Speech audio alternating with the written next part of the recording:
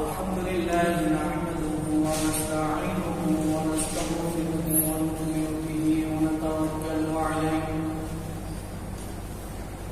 ونعوذ بالله من شرور أنفسنا ومن سيئات أعمالنا من يهده الله فلا مضل له ومن يضلله فلا هادي له ونشهد أن لا إله إلا الله وحده لا شريك له ونشهد أن سيدنا وسندنا وحبيبنا وطبيبنا وطبيب مولانا محمد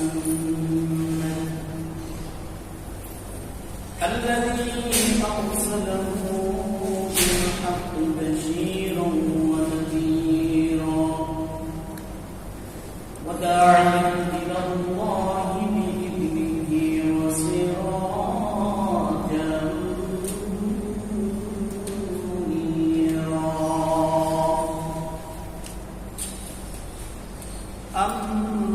أما بعد فأعوذ بالله من الشيطان الرجيم بسم الله الرحمن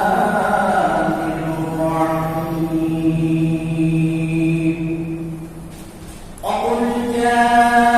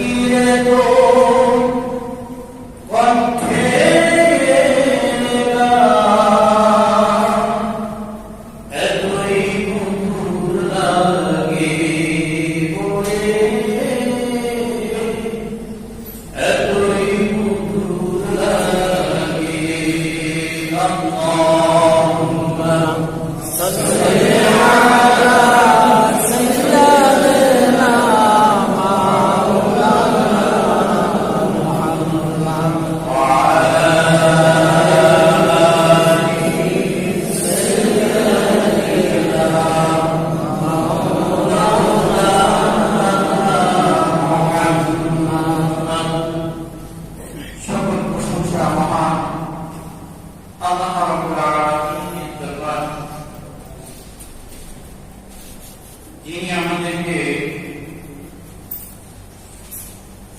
আগে মহারম 1447 ইসি 4 জুলাই 2025 খ্রিস্টাব্দ 20 আষাঢ় 1432 বঙ্গাব্দে জুমার নামাজ আদায় করার উদ্দেশ্যে মসজিদে আসার মতো বসার মতো তৌফিক দান করেছেন। আল্লাহ রাব্বুল আলামিনের দরবারে অন্তরে এবং সিফাত থেকে শুকরিয়া আদায় করছি, আলহামদুলিল্লাহ।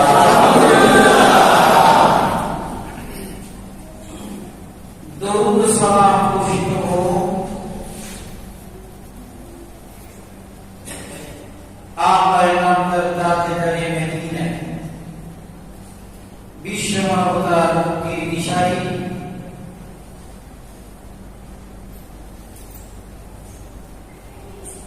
বিশ্বনবী জনাবে মুহাম্মদুর রাসূলুল্লাহ সাল্লাল্লাহু আলাইহি ওয়াসাল্লাম।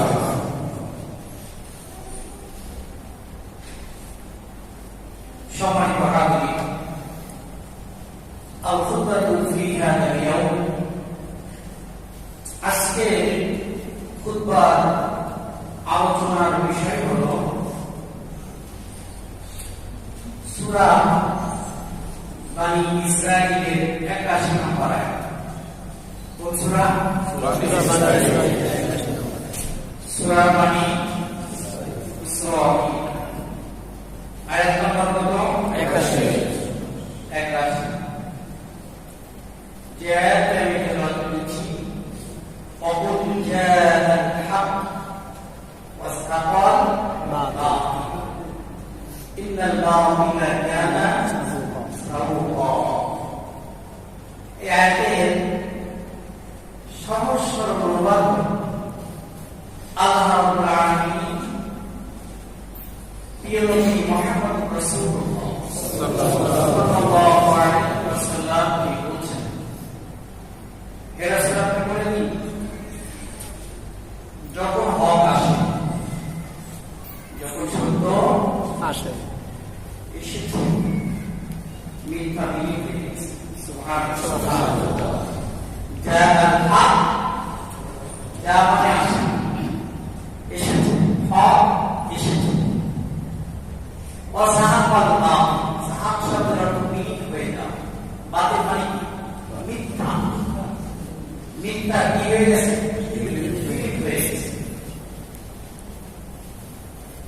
ইন্নাল বাতিলা কানা যাহুকা, সত্যের মোকাবেলায় বাতিল কখনো টিকে থাকতে পারবে না। ইন্নাল বাতিলা, নিশ্চয়ই বাতিল, যাহুকা বিলীন হয়ে যাবে। সত্যের মোকাবেলায় কখনো বাতিল স্থায়ী হতে পারবে না। তাই এর সরল অনুবাদ চিন্তা নাই। এখন আমরা এই আয়াতের ব্যাখ্যায় চলে যাব। আয়াতের সরল অনুবাদ হলো হক এসেছে, বাকি বিলীন হয়ে গেছে। নিশ্চয়ই সত্যের মোকাবেলায় বাতিল কখনো স্থায়ী হতে পারবে না। এখন আপনাদের মনে প্রশ্ন থাকবে, তোমার আলোচনা কেমন ভাবে বুঝতে পারতেছে? এখন আপনাদের মনে প্রশ্ন থাকবে, নিজে আয়াতগুলো পাই, নিজে বানাই জানেন। আমার এক ভাই কিছুক্ষণ আগে মসজিদে আসে, বলছে ওই মসজিদে যাবো, এখানে শিখে আসে না। আচ্ছা ভাই, আমি কোরআন হাদিসের বাইরে কোনো বলবো না, কোরআন দিয়ে কথা বলতে গেলে এখন যদি আমার নাম চলে আসে আমার কিছু করার আছে না, আমার কিছু করার নেই। এই যে আয়াতটা, এই যে বেছে বেছে আমি যে হেডলাইনে নিয়ে আসলাম আয়াতটা, এই আয়াত কি আমার বানাবো না? পৃথিবীর তামাম মানুষ এক জায়গায় কোরআনের একটা আয়াত বানাতে পারবে না? পারবে না। পৃথিবীর কোন মিশনকে চ্যালেঞ্জ করে, মিশন কি করে? চ্যালেঞ্জ করে। কোন মানুষের সাথে চ্যালেঞ্জ করে, সরাসরি চ্যালেঞ্জ করেছে কে? আল্লাহ। আল্লাহ রাব্বুল আলামিন চ্যালেঞ্জ করে। তোমার যদি ক্ষমতা থাকে একটা আয়াত বানাও, দেখাও। ওয়াইন কুনতুম ফি রাইবিন মিম্মা নাযালনা ওয়াইন, এবং যদি তোমরা রাইব অর্থ হচ্ছে সন্দেহ, রাইব অর্থ কি? সন্দেহ। মিম্মা যাহা হতে নাযালনা আমি অবতরণ করেছি আলা উপরে আব্দিনা আমার বান্দা, আমার বান্দাকে বিশ্বাস করেছে, বিশ্বাস করে আমি যা নাযিল করেছি এই বিষয়ে যদি তোমাদের কোনো সন্দেহ থাকে তোমরা নিয়ে আসো।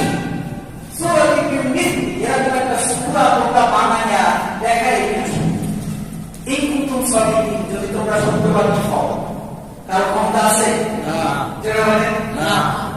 আয়াতগুলা এগুলা কার? কোরআনের আয়াত আলোচনা আলোচিত হবে। যদি আপনার ভিতরে বই রোগ থাকে, বই রোগের ওষুধ খেতে হবে। কোরআনের আয়াতের দোষারোপ করে ওষুধের দোষারোপ করে তো লাভ নাই। কোরআনের আয়াত যে রোগটা ধরেছে, এই রোগের রোগী যদি আপনি হন, তাহলে এই রোগের ওষুধ খাওয়া দরকার। ঠিক না? ওষুধ না খেয়ে যদি আপনি উল্টাপাল্টা ওষুধ বলবদ্ধ করেন, আলেম থেকে বলবদ্ধ করেন, তাহলে হবে না, আপনার রোগ কোনোদিন ভালো হবে না। আপনি এই রোগে আক্রান্ত হয়ে রোগা শয্যাশায়ী হয়ে শেষ মুহূর্ত পর্যন্ত এই রোগের নিয়ামক না পেয়ে মৃত্যুবরণ করতেই হবে আপনি, এছাড়া কোনো ভাই প্রিয় ভাইরা আমার। আজকে আমি মহারম আগামী পরশুদিন রবিবার 10ই মহারম ইয়াউমুল আশুরা, ইয়াউমুল আশুরা। আশুরা জানেন আশুরা কি শিক্ষা দেয়? সারা জীবন মীর মুশাররফ হোসেনের লেখা একটা বই পড়েছিলাম, বইয়ের নাম কি? বিশাল ছিল। এই বইয়ের ভিতরে আশুরাকে এমন ভাবে রক্তাক্ত করা হয়েছে, ছিন্ন ভিন্ন করা হয়েছে, ইতিহাসকে বিকৃতি করে এমন ভাবে দেখা হয়েছে, কোন মানুষ যদি আশুরার সঠিক ইতিহাস না জানে, এই বই পড়লে তার চোখ দিয়ে দুপুরা পানি বার হয়ে কোনো সন্দেহ নেই। যারা বলেছেন তারা জানেন। আমিও ছোটকালে এই বিশাল সিন্ধু বইটা পড়েছিলাম। সেই জায়গা থেকে আসলে আশুরা ইতিহাস নাই, আমরা অনেকেই জানি। আশুরার ইতিহাস জানি না। মুসলমান হিসাবে আশুরার ইতিহাস আমাদের যথাযথ জানার দরকার ছিল, এখান থেকে আমাদের শিক্ষা নেওয়ার দরকার ছিল। কিন্তু আশুরার প্রকৃত ইতিহাস অনেক আলেমরাও জানে, সাধারণ মানুষ অনেক আলেমরাও জানে না আশুরার ইতিহাস।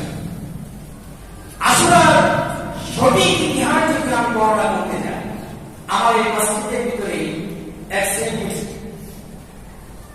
মুসলিম তারা আমাকে দোষারোপ করে, আমি বলছি। কিন্তু সঠিক ইতিহাস আমাদের প্রত্যেকের জানার দরকার আছে না? আমি কোন কথা, কোন রেফারেন্স ছাড়া, যুক্তি ছাড়া একটা কথাও আমি বলব। যদি যুক্তি দিয়ে আমি কথা বলতে পারি, মেনে নেবে সবাই ইনশাআল্লাহ। প্রিয় ভাইরা, আসলে বলতে আমরা বুঝি কারবারের ইতিহাস, কিসের ইতিহাস? কিন্তু এই ইয়াউমুল আশুরা এই শব্দটা কারবালার অনেক আগে এসেছে। কথা বুঝতে পেরেছেন? ইয়াউমুল আশুরা এই শব্দটা কারবালার ইতিহাসেও অনেক আগে এসেছে। এই সম্পর্কে একটা সহিহ হাদিস আছে। বিশ্বনবী সাল্লাল্লাহু আলাইহি ওয়াসাল্লাম যখন লাম্মা কদিমাল মদিনা নবী সাল্লাল্লাহু আলাইহি ওয়াসাল্লাম মদিনা, যখন বিশ্বনবী মদিনাতে গেলেন তখন ইহুদিদেরকে রোজা রাখতে দেখলেন। মদিনার যারা ইহুদি ছিল, ইহুদিরা তখন রোজা রাখত। বিশ্বনবী জিজ্ঞাসা করলেন, বাঙালি কেন আজকে কি দিন তোমরা রোজা রাখছো? তখন ইহুদিরা বলল যে আজকের দিনে আল্লাহ রাব্বুল আলামিন মূসা আলাইহিস সালাম ফিরআউনের হাত থেকে মুক্তি দিয়েছিলেন, নাজাত দিয়েছিলেন। এই জন্য শুকরানা স্বরূপ মূসা আলাইহিস সালাম রোজা রেখেছিলেন, আমরাও রোজা রাখি। তাহলে ইমাম হুসাইন রাদিয়াল্লাহু তাআলা আনহু উনি কি কারবালায় বিশ্বনবীর আগে শহীদ হয়েছেন নাকি পরে হয়েছেন? পরে। তাহলে ইয়াউমুল আশুরা শব্দটা এই হুসাইন রাদিয়াল্লাহু তাআলা আনহু শাহাদাতের অনেক আগে ব্যবহৃত একটা শব্দ। এই দিনে কি কি ঘটেছিল হাদিস থেকে আমরা জেনে নিই যে শুধুমাত্র কারবালার ইতিহাসটাই এই ইয়াউমুল আশুরাতে সংঘটিত হয়নি। বিভিন্ন হাদিসের ভিত্তিতে, রেফারেন্সের ভিত্তিতে অ্যানালাইসিস করে এসেছে যে আশুরা শব্দের অর্থ হচ্ছে 10। আশুরা শব্দের অর্থ কি? 10। আল্লাহ রাব্বুল আলামিন যুগে যুগে অসংখ্য নবী রাসূল পাঠিয়েছেন। এই নবী রাসূলদের ভিতরে 10 জন নবী রাসূলকে ইয়াউমুল আশুরা দিনে বিশেষ বিশেষ কিছু ঘটনা সংঘটিত হওয়ার কারণে এই দিনটাকে নাম রাখা হয়েছে ইয়াউমুল আশুরা। তাহলে কয়জন নবী?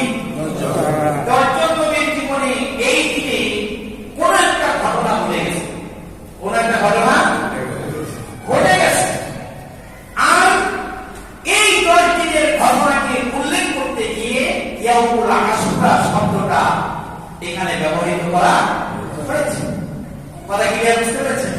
তাহলে সেই সমস্ত নবীরা জানার দরকার আছে না? এক নম্বর হলো হযরত মূসা আলাইহিস সালাম। নাম জানেন তো সবাই? নাম কি?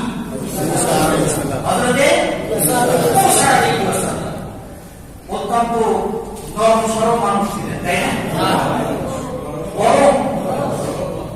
বড় মানুষ,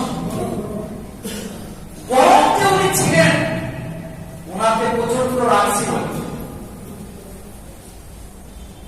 আল্লাহ রাব্বুল আলামিন একটা আয়াতের মাধ্যমে ওনাকে বলছেন, ইযহাবা ইলা ফিরআউনা ইন্নাহু তাগা। মুসা আলাইহিস সালাম বলছেন, মুসা রে ইযহাবা, এটা তাসনিয়া সিগা, দুইজনকে বোঝানো হয়েছে।